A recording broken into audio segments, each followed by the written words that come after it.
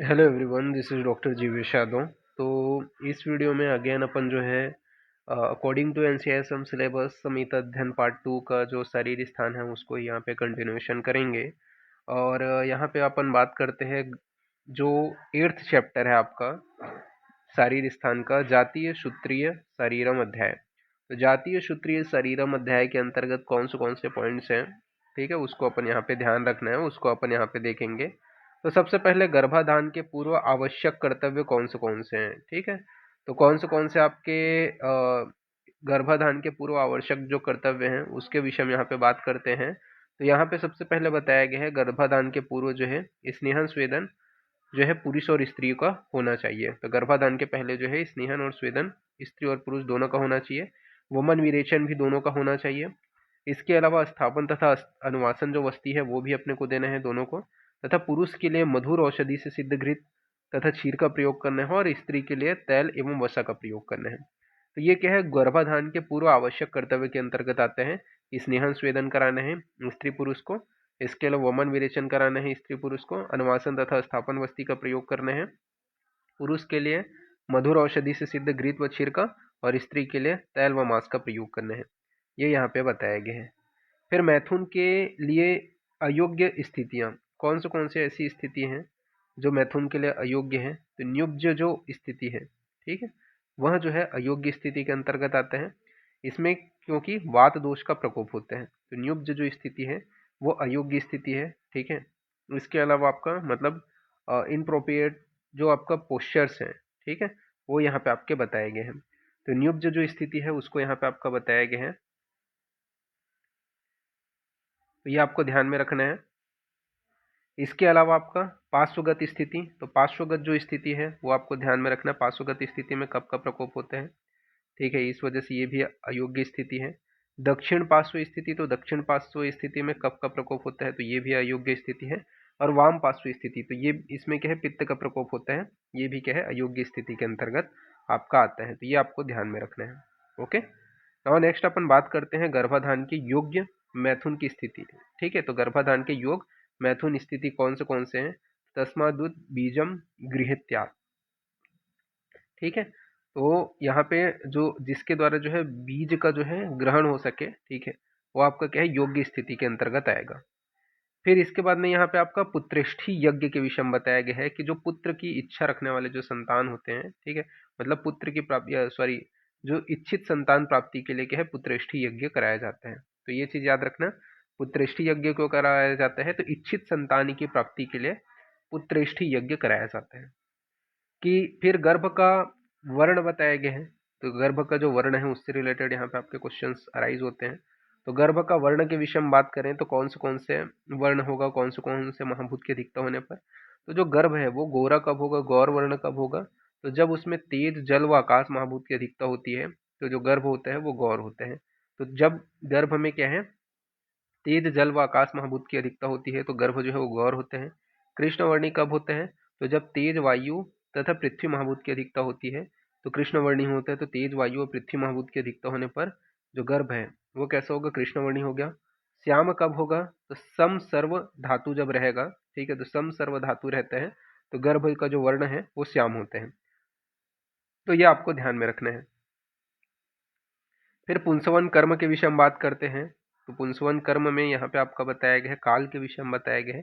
तो तस्माद मापन्नम गर्भ स्त्रियाम स्त्रियाम भी समीक्षेत प्रत्याक्ते भावत गर्भस्यात् पुंसवन मत्स्य दध्यात, ठीक है। तो यहाँ पे आपका विधि यहाँ पे बताया गया पुंसवन कर्म में कि गौशाला में उत्पन्न निग्रोध के दो शुग, यानी कि पूर्व और एवं उत्तर दिशा को शाखा में दो धान्य माप एवं दो गौर सरसप को दधी में मत करके पुष्प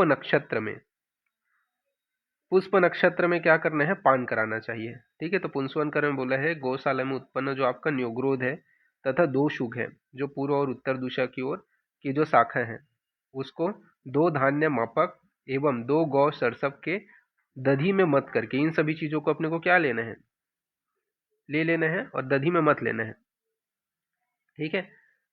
तो दधी में मत करके आपका जो है इनका जो है पान कराया जाता है। तो इनका क्या है, दधी में मत करके पान कराया जाता है, ये यहाँ पे आपका बताया गया है। तो इसको आपको ध्यान में रखना है। ओके, ये यहाँ पे आपका बोला गया है। इसके बाद में इसके अलावा और क्या बताया गया है, तो जीवक हो गया, रिजभक हो गया, अपामार्ग हो गया, सहचर का कल्क हो गया, इसको दूध में डाल करके संस्कार करके पुष्प नक्षत्र के दिन में गर्भिणी को पिलाया जाता है। तो इनका जो है संस्कार करके क्या है, पुष्प नक्षत्र में गर्भिणी को पिलाया जाता है।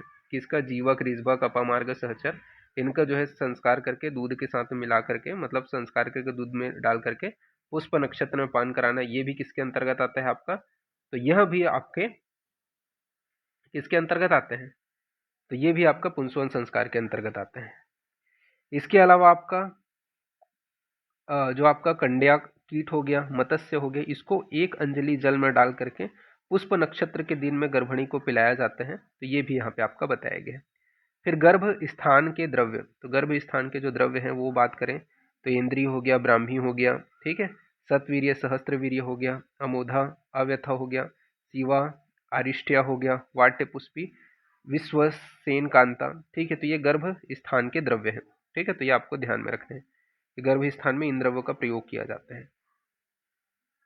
ओके, सॉरी, गर्भ स्थापन के द्रव्य हैं, ठीक है।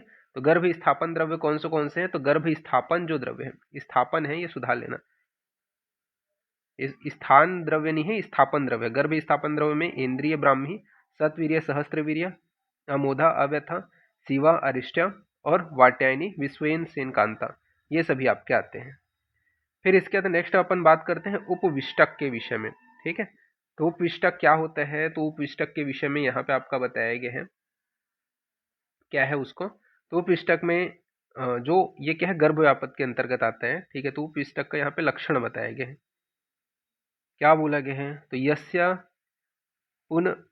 पुनः रुक्षेण तीक्ष्णेन उपाये गर्भणी महती संज्ञा संजात सारे गर्भ पुष्प दर्शेन शादेन व योनि स्त्रावस्तस्य गर्भो वृद्धि न प्राप्नोति निस्तृत्वा स काल मवतिष्ठते मात्रा तमुपइष्टे मृत्युचक्षते केचिता। तो उपविष्टक के विषय में बताया गया कि गर्भिणी को पुष्प दर्शन यानी कि रक्त स्त्राव में गर्भ की वृद्धि तथा रुक जाना, ये क्या है, उपविष्टक का लक्षण है।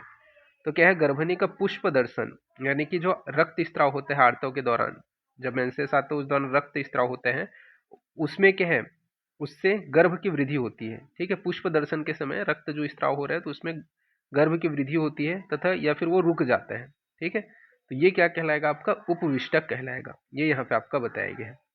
फिर नागोदर के विषय में बताया गया है, तो वात प्रकोपक आहार विहार से गर्भ वृद्धि को प्राप्त न होकर के परिशुष्क हो जाता है तथा स्पंदन नहीं होता है। तो वात प्रकोपक आहार विहार से क्या है, गर्भ वृद्धि को प्राप्त न होकर के परिशुष्क हो जाता है तथा इसका स्पंदन नहीं होता है। तो ये क्या है, आपका नागोदर गर्भ कहलाएगा। फिर मासानुमासिक उपचारण जो प्रक्रिया है, उपचार है, वो यहाँ पे आपका बताया गया है कि मासानुमासिक उपचार कैसे करना चाहिए। तो प्रथम जो मास है उसमें आपका बताया गया है कि प्रथम मास में किनका किनका जो है पान कराना है, ठीक है। एक प्रकार से मासानुमासिक जो परिचर्या है वो यहाँ पे आपका बताया गया है। तो ये चीज याद रखना, प्रथम मास में क्या है, जो क्षीर है उनका प्रयोग करना है, ठीक है। तो प्रथम मास से सिक्तश्च गर्भपन्नम क्षीर मुत संस्कृत मात्रम। तो क्षीर से जो संस्कृत जो अन्न है, ठीक है, उनका प्रयोग करना है। वंचित काले काले पिबते, ठीक है। तो काल के अनुसार जो है क्षीर संपन्न या क्षीर के साथ में संस्कार किया हुआ जो आपका सिक्ता वगैरह है उनका प्रयोग करना चाहिए, ये प्रथम मास में बोला गया है। सातम्य च भोजनम सायं प्रातश्च भूजेत, और सातम्य भोजन का जो है प्रातः और सायं प्रयोग करना चाहिए, ये यहाँ पे आपका बताया गया है। तो इसको आपको ध्यान में रखना है, ठीक है। तो मासानुसार जो परिचर्या है उसका जो वर्णन है वो यहाँ पे आपका किया गया है। मासानुसार जो परिचर्या है उसका यहाँ पे वर्णन किया गया है। फिर नेक्स्ट अपन आगे बढ़ते हैं। द्वितीय मास में क्या बोला गया है, तो द्वितीय मासे क्षीरमेव च मधुर औषधि सिद्धे। तो द्वितीय मास में क्या है, क्षीर मिला हुआ जो मधुर औषधि है उसका प्रयोग करना है। तो क्षीर मिला हुआ जो मधुर औषधि है उसका प्रयोग करना है, यह द्वितीय मास में बताया गया है। फिर तृतीय मास में क्या बोला गया है, तृतीय मास से क्षीर मधुर सर्पी, ठीक है। जैसे कि पहले में क्षीर था, फिर क्षीर मधु आया, और तीसरे मास में क्या है आपका सर्पी भी ऐड हो गया। ठीक है, तो ये सर्पी भी ऐड हो गया। जैसे दूसरे में ये दोनों बस था, पहले में सिर्फ क्षीर था। ठीक है, दूसरे में क्या हो गया आपका ये दोनों ऐड हो गया, तीसरे में आपका सर्पी भी ऐड हो गया। तो ये चीज याद रखना है, क्षीर मधुर सर्पी से संस्कृत जो आपका अन्न है वो तीसरे मास में प्रयोग करना है। ठीक है, तो क्षीर मधुर सर्पी इनसे युक्त जो अन्न है वो प्रयोग करना है तीसरे मास में। चतुर्थ मास में क्या बोला गया है, क्षीर व नवनीत से जो सिद्ध जो औषध है या आहार है उनका प्रयोग करना है। तो क्षीर और नवनीत का प्रयोग करने के विषय हम किसवें मास में बोला है, चतुर्थ मास में बताया गया है। तो ये आपको ध्यान में रखना है। फिर पंचम मास में सिर्फ क्षीर और सर्पी का प्रयोग करना है। तो पंचम मास में क्या है, सिर्फ क्षीर और सर्पी का प्रयोग करना है। जबकि छठवें और सातवें माह में क्या बोला गया है, क्षीर सर्पी और मधुर से सिद्ध जो औषध है उनका प्रयोग करना है। तो क्षीर सर्पी और मधु का प्रयोग करने के विषय में क्या बोला गया है, छठवें तथा सप्तम मास में बोला गया है कि क्षीर सर्पी और मधु का प्रयोग करना है। अष्टम मास में क्या बोला गया है, तो अष्टम मास में बोला गया है क्षीर यवागु सर्पी का प्रयोग करना है। तो अष्टम मास में क्षीर यवागु व सर्पी का प्रयोग करने के विषय में बताया गया है। फिर नवम मास के विषय में बात करते हैं। तो नवम मास में मधुर औषधि तैल का प्रयोग करना है। ठीक है, तो नवम मास में क्या है, मधुर औषधि व तैल का प्रयोग करने के विषय में बताया गया है। ठीक है, तथा पिच्चू तैल का जो है पिच्चू जो है वो धारण करना है योनि प्रदेश में। ठीक है, यह योनि मार्ग में, ये यहाँ पे आपका बताया गया है, गर्भ स्थान मार्ग स्नेहार्थ। ठीक है, तो ये आपको क्या है नवम मास में बताया गया। तो ये क्रमशः मासानुमासिक जो परिचर्या है वो यहाँ पे आपका वर्णन किया गया है। तो ये आपको ध्यान में रखना है, ये बहुत इंपॉर्टेंट पॉइंट है। ठीक है, ये भी अगर आप पढ़ लोगे तो आप आगे चल करके जब फाइनल ईयर में रहोगे तो ये बहुत आपको हेल्पफुल रहेगा। ठीक है, क्योंकि जब आप नेक्स्ट ईयर जब पढ़ोगे, फाइनल ईयर पहुंचोगे, ठीक है, third year means final year, तो उस कंडीशन में ये सारी चीज़ें आपको अगेन रिवाइज होगी, सेम चीज़ें और पढ़नी पड़ेगी। तो ये चीज़ अभी से ही याद रखना, शरीर स्थान की चीज़ें। ओके, तो ये आपको ध्यान में रखना, नवम मास की परिचर्या। तो इसका जो पासवर्ड रहेगा ये नवम ही रहेगा, नवम जैसा लिखा हुआ है वैसे ही सेम आपको टाइप करना है। तो ये पीडीएफ ओपन हो जाएगा। तो आज के लिए इतना ही, नेक्स्ट जो क्लास है उसमें अपन आगे का देखेंगे। ओके, ठीक है, तो फिर थैंक यू क्लास।